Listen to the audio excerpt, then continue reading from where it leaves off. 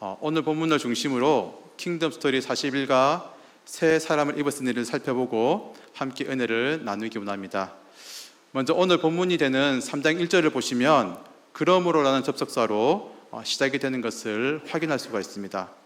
이는 3장이 앞의 2장과 내용이 연결이 된다는 의미입니다. 바울 사도는 앞선 2장에서 골로새 성도들에게 너희가 세상 초등 학문에 대해서 그리스도와 함께 죽었다고 가르쳤습니다. 그렇기에 세상의 초등 학문에 대해서 죽은 성도가 이후에는 어떻게 살아야 하는지가 바로 오늘의 말씀인 것이죠. 그 첫 번째는 위의 것들을 찾으라입니다. 우리 이번에는 본문 1절 2절을 함께 읽어보시면 좋겠습니다. 본문 1절 2절입니다. 그러므로 너희가 그리스도와 함께 다시 살리심을 받았으면 위의 것을 찾으라. 거기는 그리스도께서 하나님 우편에 앉아 계시느니라.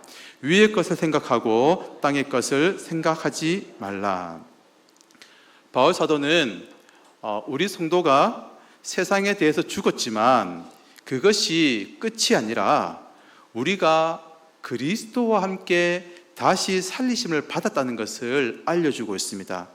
이는 존재의 참으로 우주적인 변화인 것이죠. 죄의 얽매에서 죄의 지배하에 있던 우리는 완전히 죽었고 이제는 우리가 그리스도와 함께 다시 살리심을 받았다는 것입니다. 이렇게 존재론적으로 완전히 새로워진 우리는 이제는 땅이 아니라 위의 것을 찾고 생각해야 합니다. 바울 사도는 이 위의 것에 대해서 본문 1절 후반절에 이렇게 말하고 있습니다. 거기는 그리스도께서 하나님 우편에 앉아 계시느니라. 그리스도께서 하나님 우편에 계시다는 것은 우리 그리스도가 왕권을 가지시고 온 우주를 다스리시고 통치하는 분임을 의미합니다. 곧 우리가 추구하고 찾아야 할 위의 것은 부활 승천하신 그리스도와 그리스도의 통치가 실현되는 일이라는 것입니다.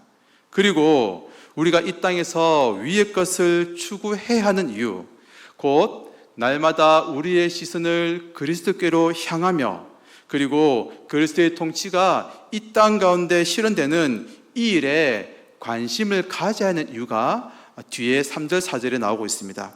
제가 3절 4절을 읽어드리겠습니다. 이는 너희가 죽었고 너희 생명이 그리스도와 함께 하나님 안에 감추어졌음이라. 우리 생명이신 그리스도께서 나타나실 그때에 너희도 그와 함께 영광 중에 나타나리라. 아멘.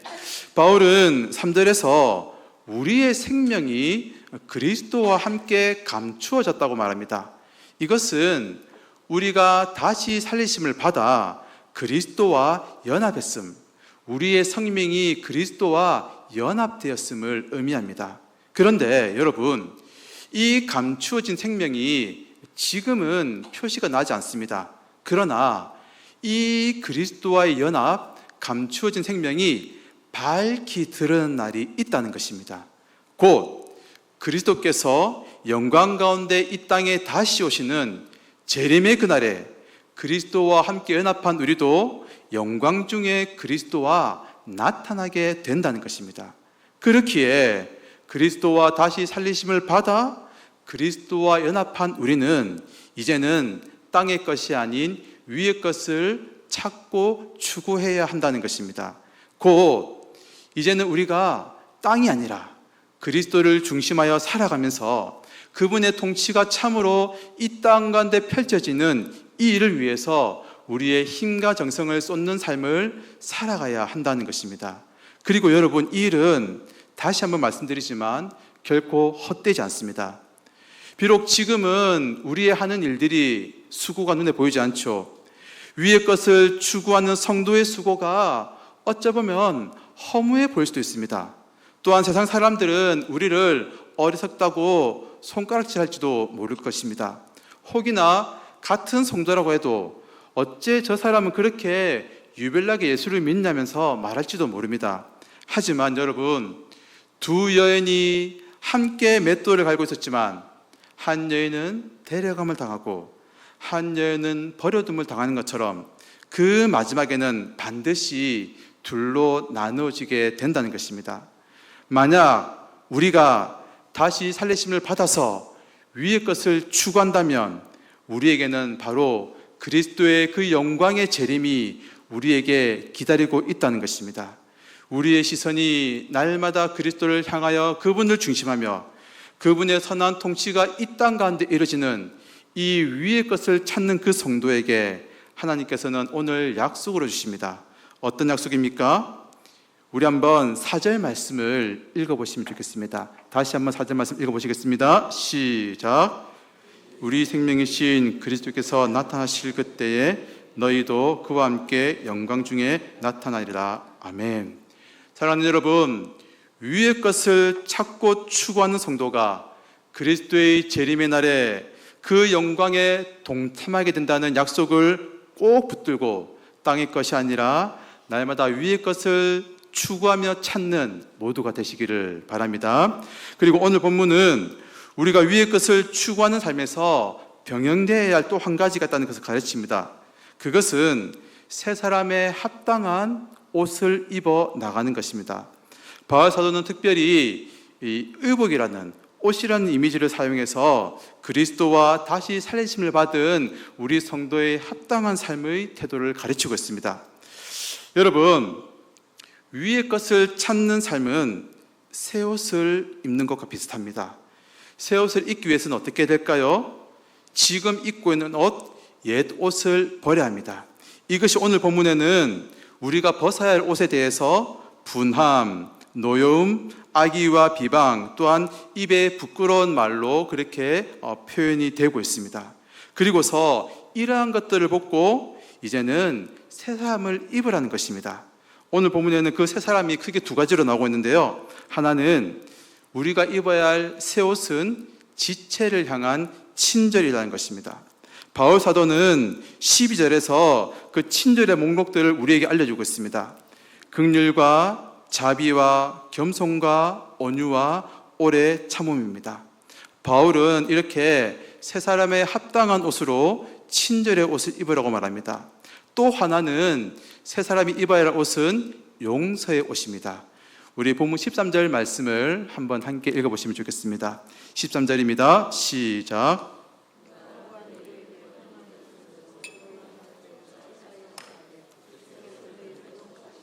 너희도 그리하고. 아멘.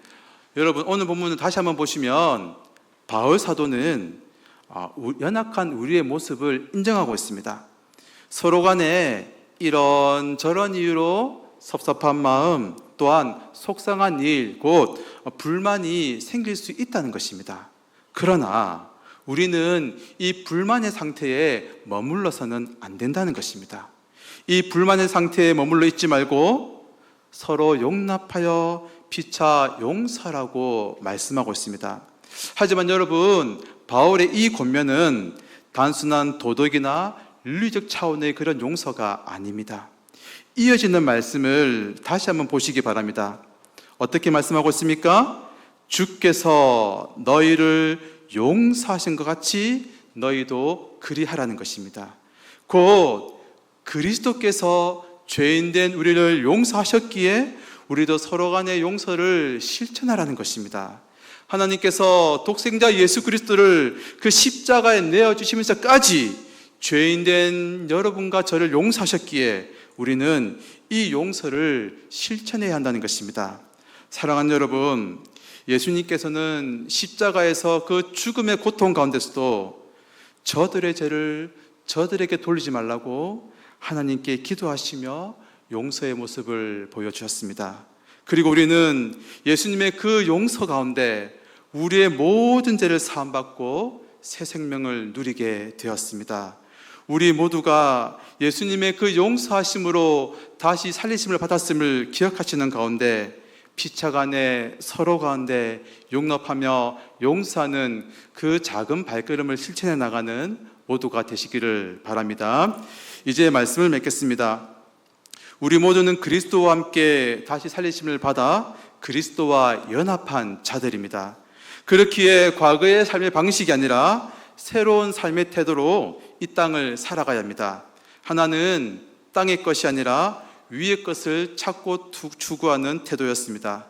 우리의 삶이 그리스도를 중심하며 그리스도의 통치가 이 땅 가운데 실현되는 이것을 바라보며 살아가는 것입니다.